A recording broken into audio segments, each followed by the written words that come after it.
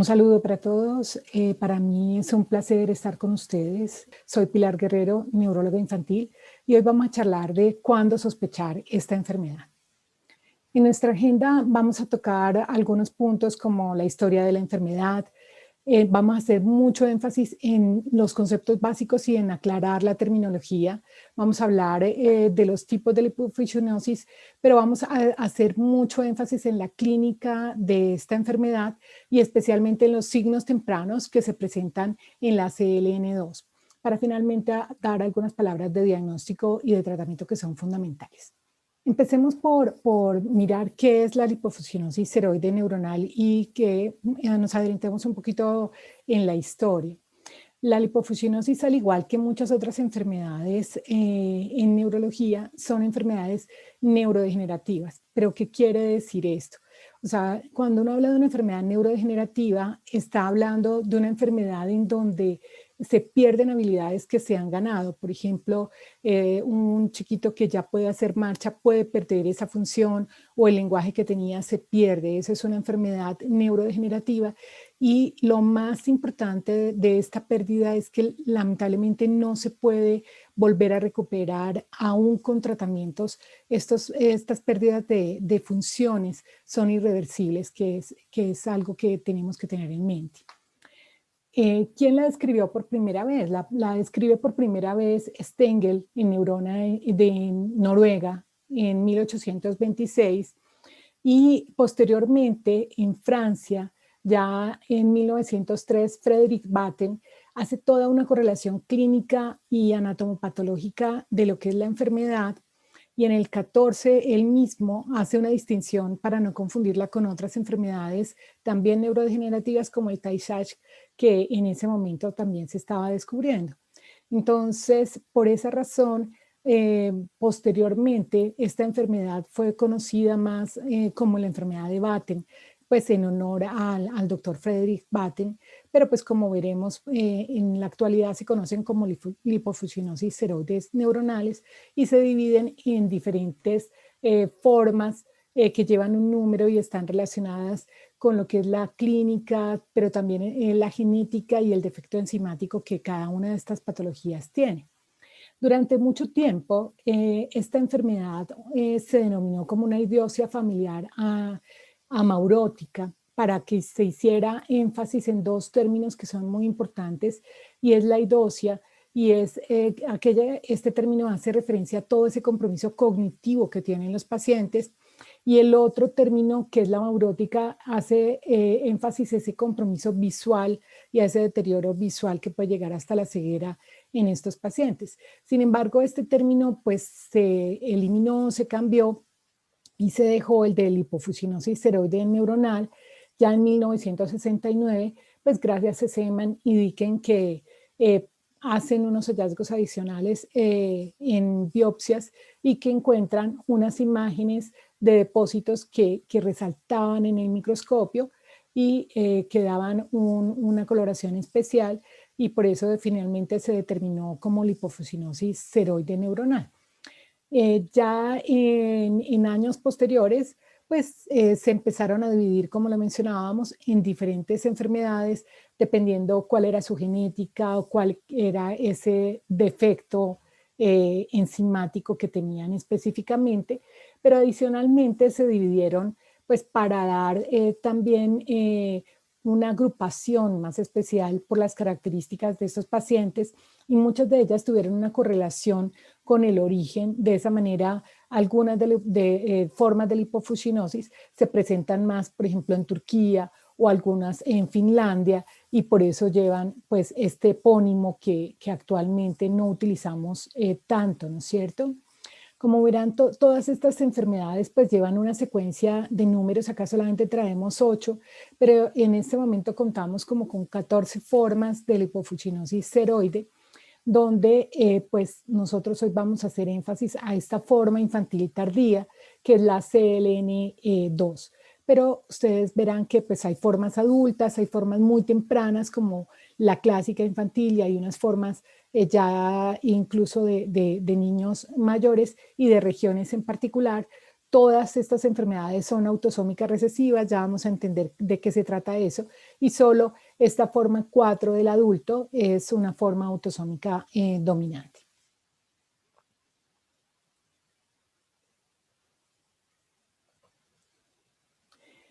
Vamos a detenernos un poquito realmente en algunos términos para poder entender. Muchas de las enfermedades que ustedes escuchan neurodegenerativas se llaman enfermedades lisosomales y entonces la lipofuscinosis ceroides es una de estas formas de enfermedad que se puede llamar como una enfermedad lisosomal. Pero, ¿qué es eso de enfermedad lisosomal? Pues estas enfermedades hacen referencia a que el protagonista de la enfermedad es una estructura que tenemos dentro de nuestras células, que es el lisosoma. Nosotros tenemos aquí nuestra célula, cada célula de nuestro organismo, con un núcleo, con las estructuras que son importantes como el aparato de Golgi, las mitocondrias que juegan un papel tan fundamental en nuestra vida, pero tenemos también estos lisosomas que son unas pequeñas estructuras que van a actuar en el metabolismo de las células, pero que tienen adicionalmente una función especial y es que cuando se hace toda la función de las enzimas, entonces todo lo que queda de residuos, él lo va guardando y lo va reciclando, por decirlo así, y lo va eliminando para que no quede nada en desorden, como debería estar todo en orden en la célula. Sin embargo, en estas enfermedades, tenemos, en la lipofuscinosis, tenemos una deficiencia de unas enzimas que no están haciendo bien esa función de degradar algunas lipoproteínas y entonces algunos productos se van a quedar acumulados, como es el caso de la lipofuscina, que es una lipoproteína que es un residuo de ese metabolismo oxidativo y que se va a acumular en nuestras células y que el lisosoma pues la va a guardar y la va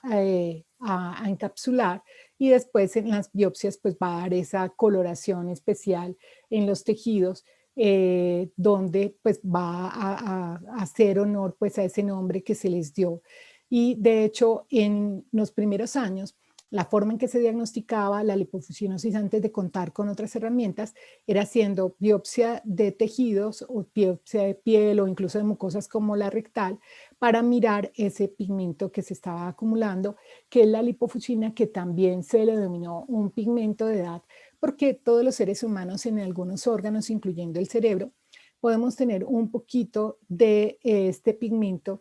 o de esta lipoproteína, ¿no es cierto?, que se va a acumular con los años en los tejidos que se van deteriorando. Por ejemplo, nuestro cerebro, pues con los años y con la edad, pues va perdiendo volumen y se puede ver un poquito de lipofuscina. Sin embargo, en estos pacientes, pues que no tienen estas enzimas en una cantidad adecuada, correcta, que puede estar disminuida o completamente ausente, como vamos a ver, pues entonces va a llevar a que este pigmento se acumule porque no se ha metabolizado y pues que sea muy significativo y cause un deterioro en nuestros órganos, incluyendo indudablemente nuestro cerebro. ¿Qué es otro término que escuchamos con mucha frecuencia y que es bueno que tengamos muy claro, ¿no es cierto? ¿Qué es eso de enfermedades autosómicas recesivas como son la mayoría de las lipofuscinosis? Ya habíamos mencionado que todas las formas infantiles tienen esta herencia. Nosotros, o sea, cada uno de nosotros, cada ser humano, pues va a tener en su material genético un cromosoma que es dado por la mamá y otro cromosoma que es dado por el papá, ¿no es cierto? Tenemos cada uno de nosotros esos cromosomas dados por nuestro papá y nuestra mamá y en esos cromosomas vamos a guardar cada uno de los genes que van a determinar cada una de las estructuras de nuestro cuerpo, el color de nuestros ojos, del cabello, pero también de estructuras muy pequeñitas, incluyendo también todo este funcionamiento enzimático, ¿no es cierto?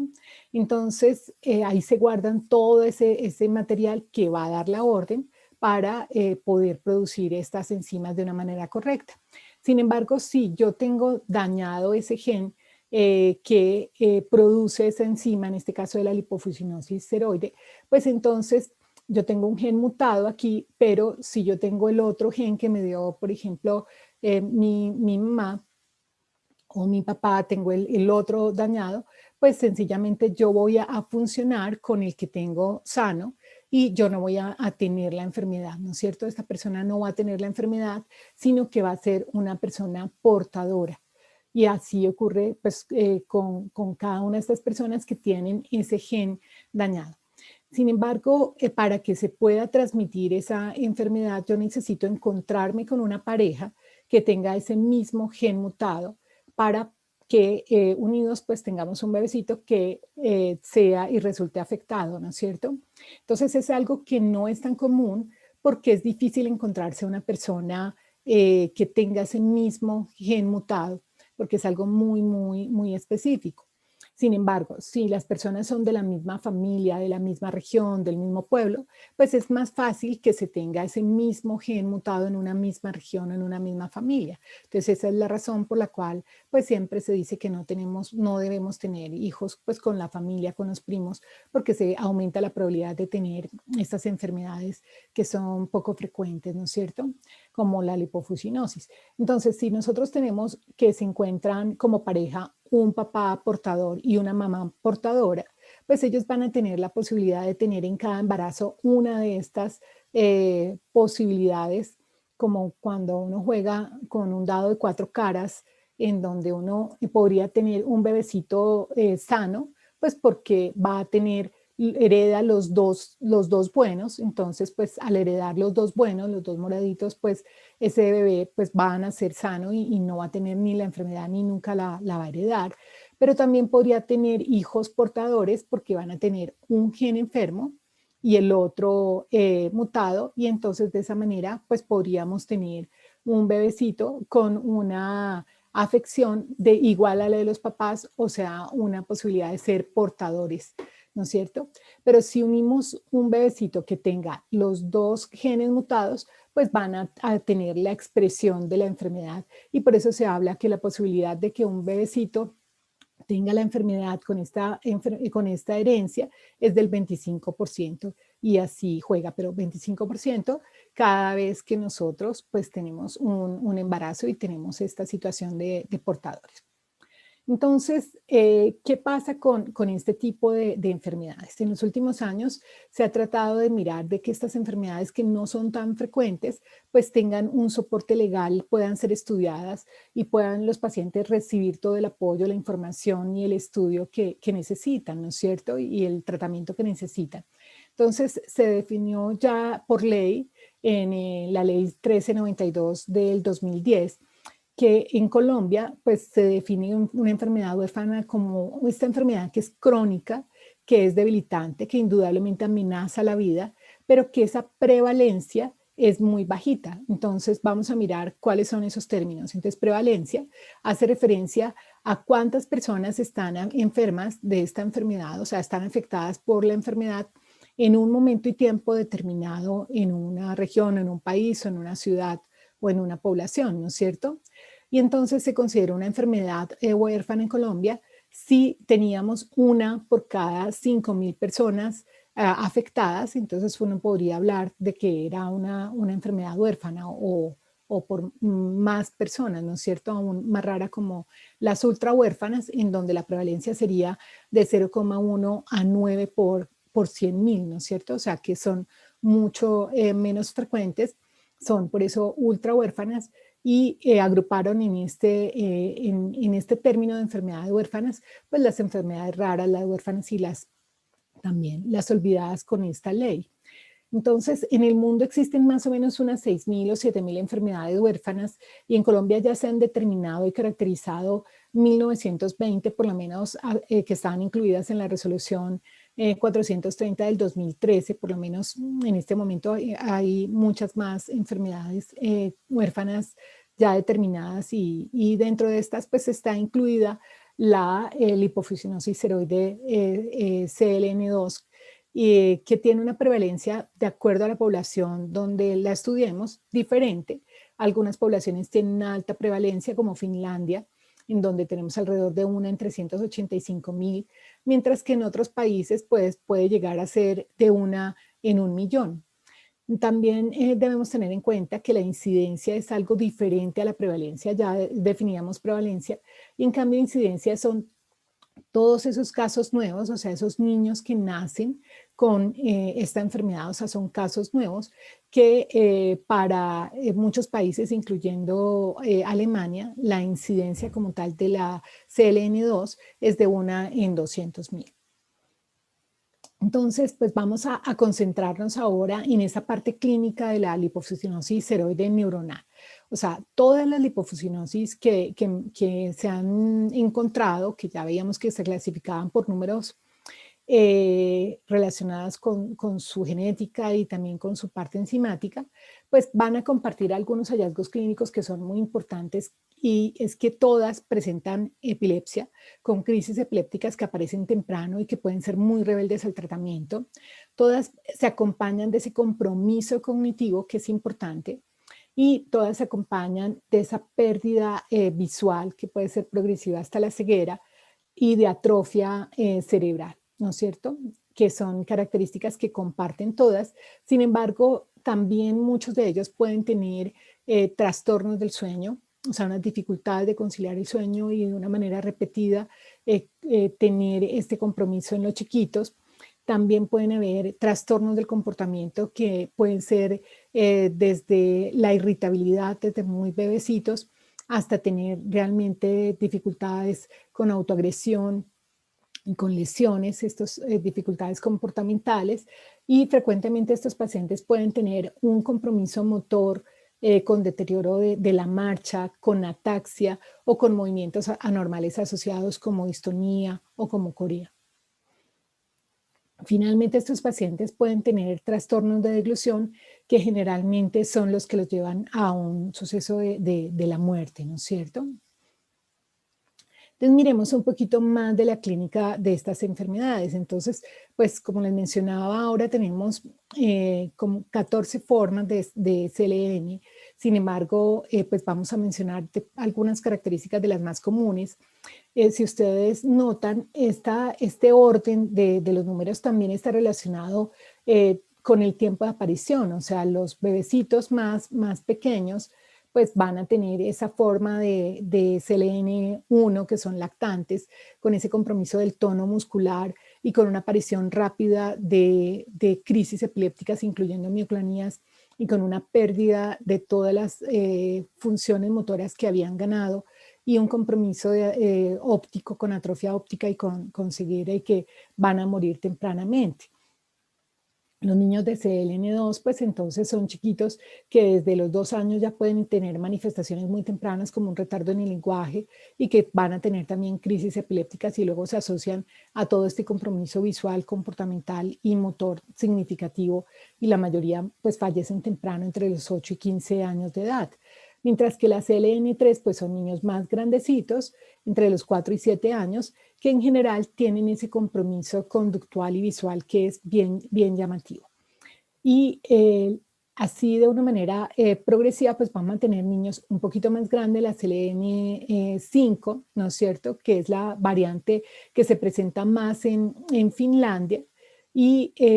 vamos a tener la CLN6, que van a ser de niños hasta los 8 años de edad, donde vamos a tener disartria, ceguera, crisis epilépticas, y la CLN7 que tenemos aquí, que también es esa variante conocida como la variante turca, porque se presenta más en esta población, y el síntoma más temprano en ellos son las crisis epilépticas, seguido de un deterioro motor. Entonces, como verán, hay muchos elementos que se comparten. Sin embargo, hoy vamos a dedicarnos a lo que es la CLN2, con la posibilidad de que tenemos actualmente de tener un tratamiento farmacológico para ella. Esta CLN2, como hemos visto, pues entonces tiene unas características clásicas que se presentan cuando tenemos una mutación en este gen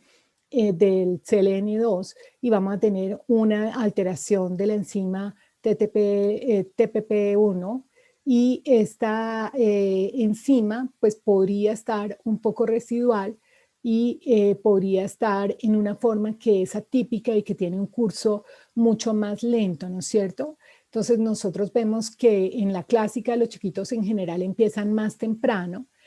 tienen una evolución más corta porque tienen un deceso mucho más temprano. Lo mismo, las convulsiones aparecerán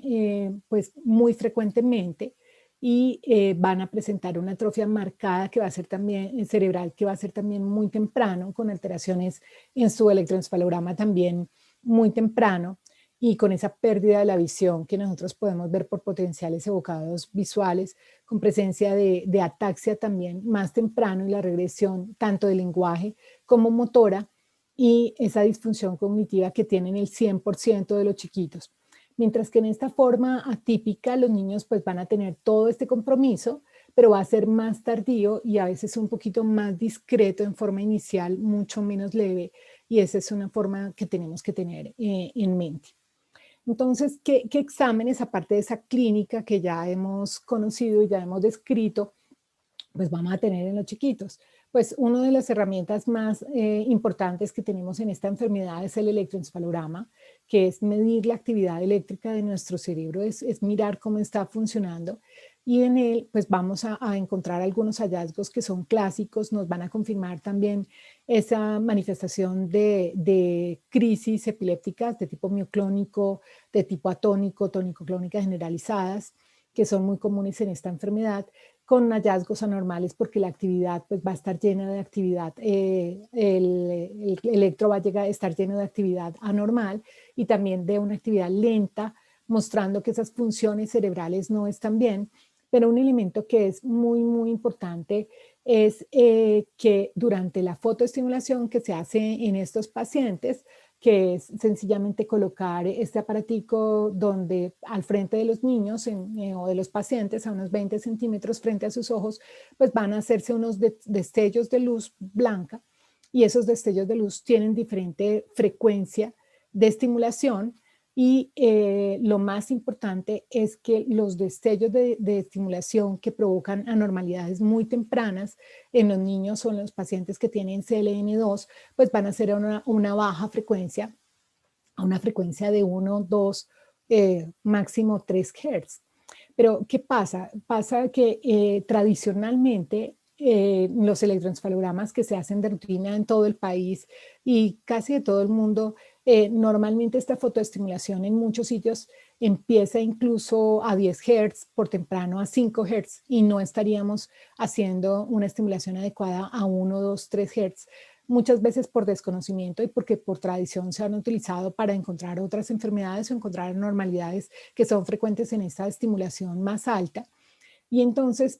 haciendo una estimulación juiciosa muy temprano, con estimulaciones bajas, es que vamos a encontrar unas anormalidades muy claras en la CLN2. Por eso es tan importante que en todos los centros pues se tenga este conocimiento y se haga esta estimulación correcta para hacer diagnósticos tempranos, no solamente pues con el aparato, el técnico que lo haga correctamente, sino que el médico también lo conozca y lo pueda interpretar correctamente. La otra herramienta que tenemos son las imágenes diagnósticas, que son muy importantes, en donde nuestros pacientes pues, pueden tener de una manera progresiva atrofia cerebral. O sea, habíamos hablado que nosotros, los seres humanos, con la edad, pues vamos a perder un poquito de ese volumen cerebral, y muy seguramente en la vejez o en nuestros, ya cuando estamos en edades mayores, pues vamos a tener un poquito menos de volumen. Sin embargo, esto pasa en cerebros jóvenes, en la lipofuscinosis, en donde pues hay atrofia cerebral, estos espacios que están alrededor del cerebro se aumentan porque hay menos tejido cerebral, al igual que en nuestro cerebelo,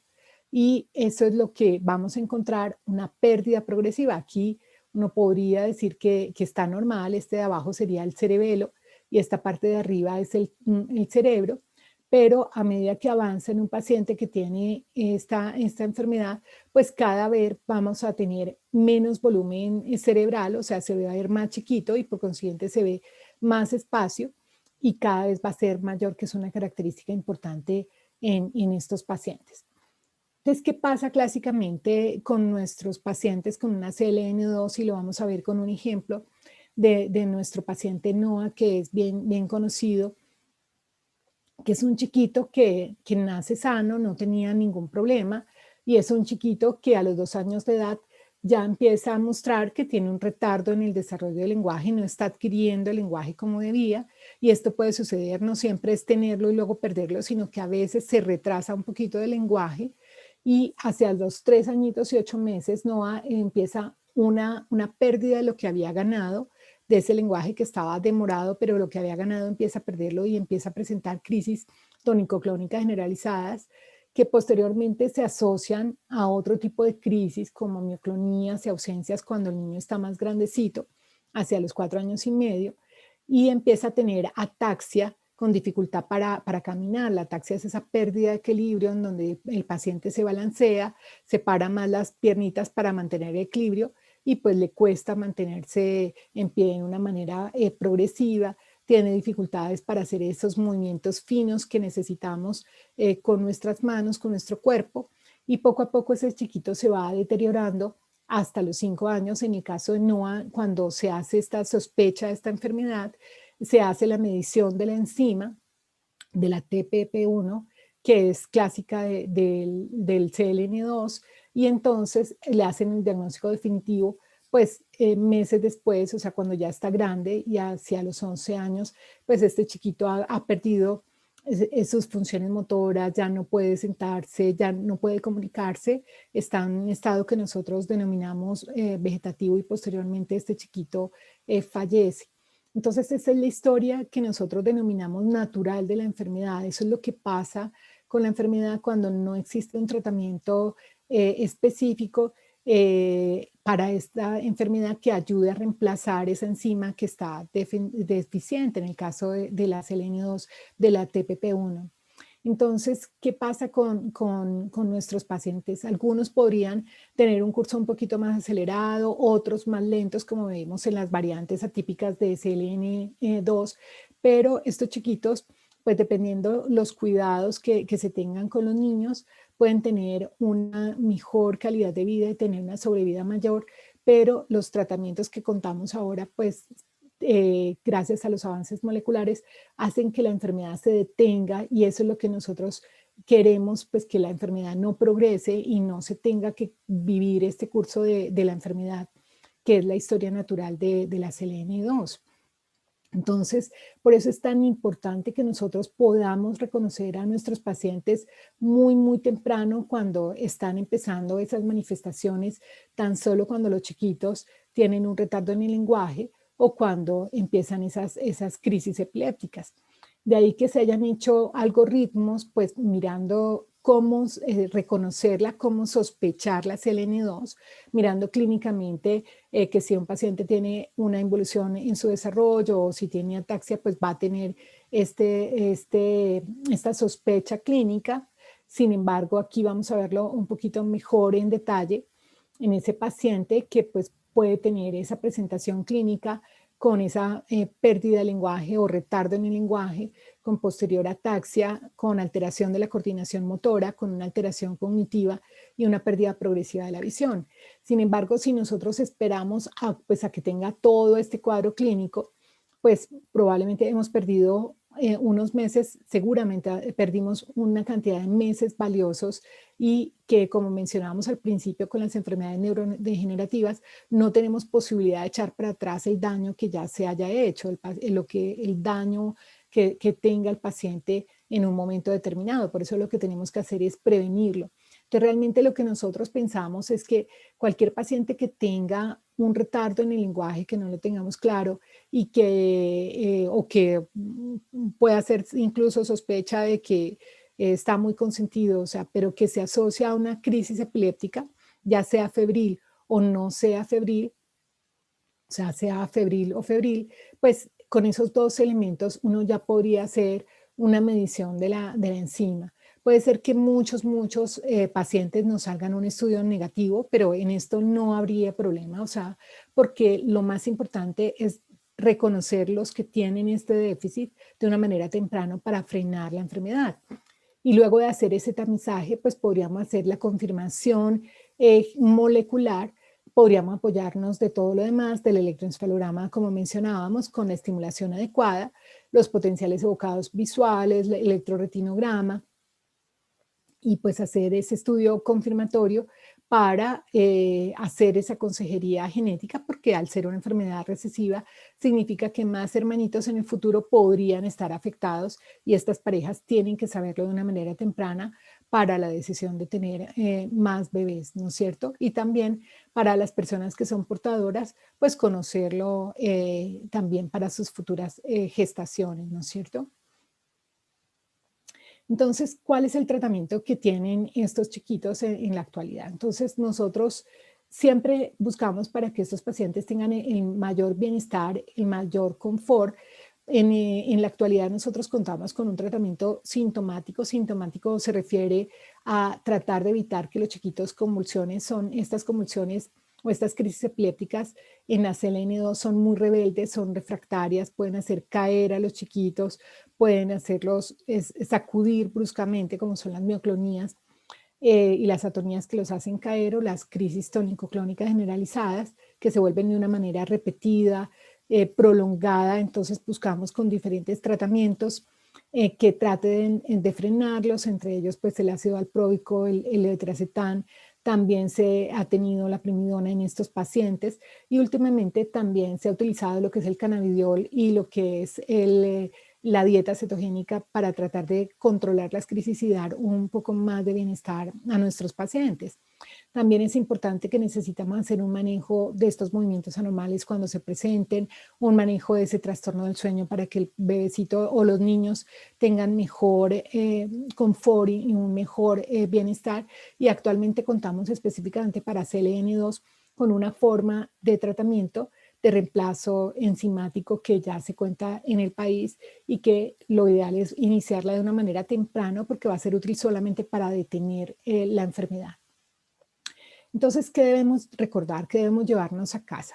Tenemos que recordar que lo que no conocemos, pues no podemos ni sospecharlo y mucho menos diagnosticarlo. Entonces, por eso necesitamos cada vez más familiarizarnos con estas enfermedades y necesitamos mejorar nuestro conocimiento. Entonces, no solamente los estudiantes de medicina en todas las facultades para que aprendamos de enfermedades huérfanas, sino también ya los médicos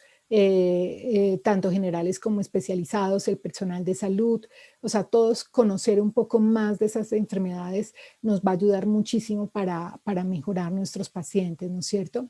El reconocer de una manera muy temprana estos signos y no esperar a que el paciente tenga ya todos los signos que son irreversibles, todos los hallazgos y el deterioro en donde ya es obvio que tiene una enfermedad neurodegenerativa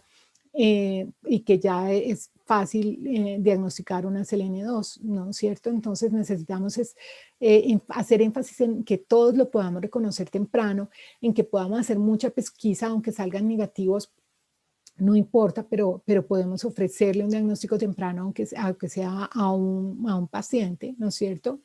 Y es importante tener en cuenta que definitivamente los avances en este conocimiento molecular que hemos tenido en los últimos tiempos, esos avances genéticos, pues han cambiado sin duda y seguirán cambiando la historia natural de la enfermedad, pero pues en eso necesitamos que estén unidos pues de las instituciones, de las familias, de los entes gubernamentales, de todos para que realmente el mundo cambie, ¿no es cierto? Y no olvidemos que definitivamente todos